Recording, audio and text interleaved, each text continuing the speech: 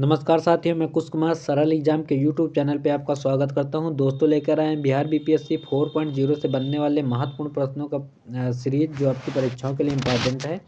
और यह कम समय में आपको ज़्यादा प्रश्न कवर करेगा। इसमें आपको बेहतरीन प्रश्न मिलेंगे जो भी आपके बिहार में आए हुए हैं। ठीक, तो आज बात करें वन लाइनर में 800 से 1200 ईसा पूर्व तक जो भी राजनीतिक और सामाजिक कंडीशन या घटनाएं हुई उसके बारे में चर्चा करेंगे इस वीडियो में। तो सभी जो भी दोस्त इसमें जुड़े हुए हैं, चैनल को ज़्यादा से ज़्यादा लोगों तक वीडियो को शेयर करें। और लास्ट में क्लास आपको अच्छी लगे तो कमेंट और लाइक करना ना भूलें। तो शुरू करते हैं प्रश्न आज फिर से। विक्रमशिला विश्वविद्यालय स्थापित किया गया था, तो धर्मपाल के द्वारा स्थापित किया गया था ये, और ये है आपका बिहार में। आगे बात करें, तंजौर स्थित राज राजेश्वर मंदिर का निर्माण किसने करवाया? तो राजराज प्रथम ने करवाया था 985 से 1014 ईस्वी पूर्व में। आगे बात करें, खजुराहो के विश्व प्रसिद्ध मंदिरों का निर्माण किसने करवाया था? तो चंदेल शासकों ने इसका निर्माण करवाया था। और नेक्स्ट है हमारा प्रश्न, गुर्जर प्रतिहार वंश का प्रसिद्ध शासक कौन था? तो वत्सराज था। संध्याकार नंदी के प्रसिद्ध ग्रंथ रामचरित की विषय वस्तु का संबंध है पाल वंशी रामपाल से। ओदंतपुरी शिक्षा केंद्र अवस्थित है, तो कहाँ है? बिहार राज्य में है। और विक्रमशिला शिक्षा के केंद्र के संस्थापक का नाम कौन था? तो धर्मपाल था। चोल वंश का संस्थापक कौन था? तो विजयालय था चोल वंश का। अगला प्रश्न है, दक्षिण भारत के मंदिरों को ये आकर्षक द्वार कहलाते थे, तो गोपुरम कहते थे इनको। याद रखना, ये प्रश्न कई बार पूछा भी गया है। नेक्स्ट हमारा प्रश्न है, 12वीं सदी में राष्ट्रकूट वंश के 5 शिलालेख मिले हैं, तो कर्नाटक राज्य में मिले हैं ये।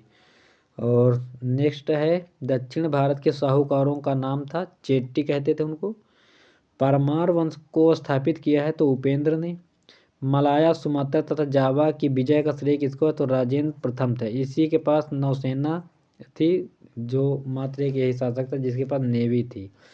और सिंधु पर सफल आक्रमण करने वाला प्रथम अरब कौन था? तो मोहम्मद बिन कासिम था। और भारत पे आक्रमण करने वाला भी मोहम्मद बिन कासिम ही था, पहला मुस्लिम शासक। पृथ्वी राज रासों के रचयिता कौन है? तो चंद्रबरदाई है। और वीर रस का इसमें मिलेगा वर्णन।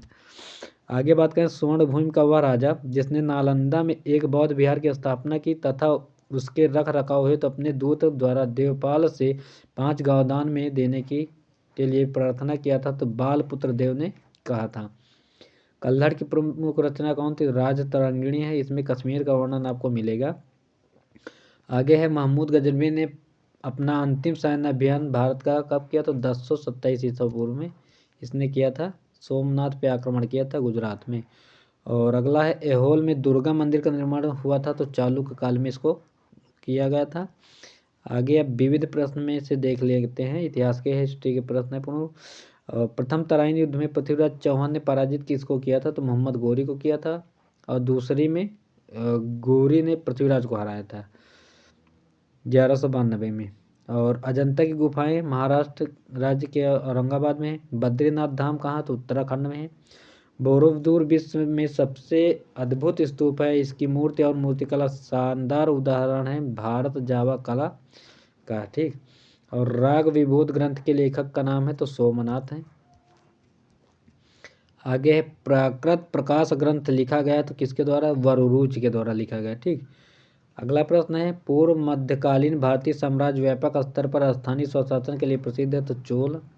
अभिज्ञान शकुंतलम के लेखक सभी को पता है कालिदास हैं। प्रतिनूतन काल समाप्ति की तिथि क्या है? तो 10,000 वर्ष पूर्व है। ठीक, और द्वितीय नगरीकरण में धातु का प्रयोग होता था, तो लोहे का द्वितीय नगरीकरण में हुआ। पहले तांबे का प्रयोग होता था। और भारत के प्राचीनतम सिक्के थे आहत सिक्के कहते थे उनको। प्राचीन भारत की वह लिपि जो दाहिने से बाएं ओर लिखी जाती थी, खरोष्टी लिखी जाती थी। और प्राचीन भारतीय शिक्षा व्यवस्था में शिष्य शब्द से शिक्षा आरंभ करते थे ओम से। ठीक, और विश्व का सबसे ऊंचा कहा जाने वाला विश्व शांति स्तूप बिहार में है, राजगीर में बना है। और अगला प्रश्न है, वह नल नालंदा महाविहार विख्यात है तो पाली अनुसंधान संस्थान के लिए है। बौद्ध, हिंदू एवं जैन शैल कृत गुफाएं एक साथ विद्यमान है तो एलोरा में है। और शैल चित्रों में अलंकृत बाघ गुफाएं पर्वत श्रेणी में पाई जाती है तो विंध्याचल में पाई जाती हैं। शाक्य वंशियों द्वारा बनाया गया बौद्ध स्तूप स्थित है तो पिपरहावा में है। और चीनी यात्री सुंगयुंग ने भारत की यात्रा की थी, 515 से 520 के मध्य में किया था। स्वप्नवास वदत्ता के रचयिता कौन है? तो भास हैं। और धर्मशास्त्रों में भू राजस्व की दर क्या थी? तो 1/6 थी। 800 से 600 ईसा पूर्व का काल युग से जुड़ा हुआ है, तो ब्राह्मण युग से जुड़ा हुआ है। पाणिनिकृत अष्टाध्यायी संबंधित तो व्याकरण पर ये आश्रित है, इसमें व्याकरण है। मृच्छकटिकम के रचयिता कौन है? तो शूद्रक हैं। अजंता की चित्रकला से चित्रों का वर्णन मिलता है, तो इसमें जातक कथाएं मिलती हैं आपकी। सूर्य सिद्धांत के लेखक कौन है? तो आर्यभट्ट है। अप्रतिरथ हिंदू देवता और एक नाम है इसका विष्णु है, ठीक। राजनीति रत्नाकर के लेखक कौन है? तो चंदेश्वर हैं। उद्वंत प्रकाश के लेखक कौन है? तो मौलिका भी हैं। हूण राजा तोरमाड़ औलिकार राजा द्वारा पराजित किया गया था, प्रकाश धर्मन के द्वारा। और तंजावुर में बृहदीश्वर मंदिर का निर्माण किसने कहा? तो राज चोल प्रथम ने करवाया था। वह अभिलेख जिसमें विधवा दान का उदाहरण उल्लेखित है, तो भानुगुप्त का ऐरण स्तंभ जो था उसमें विधवा दान का उल्लेख आपको मिलेगा। महावंश के अनुसार बिंबिसार सिंहासन पर बैठा था, तो 15 वर्ष की आयु में बैठा था। बराबर पर्वत श्रृंखला स्थित गोरखगिरी विजित की गई, तो खारवेल के द्वारा बराबर की पहाड़ियाँ आपको मिलेंगी वहाँ पे बिहार में। और अशोक ने इसमें 4 जो है गुफाएं बनवाई थी।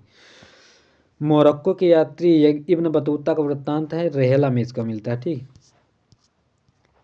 तो ये थे आज के कुछ महत्वपूर्ण वन लाइनर प्रश्न। और आगे हम कल बात करेंगे मध्यकालीन इतिहास के बारे में, जिसमें आपकी दिल्ली सल्तनत से संबंधित प्रमुख राजवंश और उसके जो शासक थे उन्होंने क्या किया है क्या नहीं किया उसके बारे में चर्चा करेंगे कल के। और कल खिलजी वंश भी होगा आपका, तो इम्पॉर्टेंट प्रश्न है सारे वंशों से, तुगलक वंश से और जितने भी वंश हैं आपके सब वन लाइनर प्रश्न आपके इम्पॉर्टेंट हैं। तो कल आप लोग आना ना भूलना, कल यही सारा मैटर होगा आपका वन लाइनर।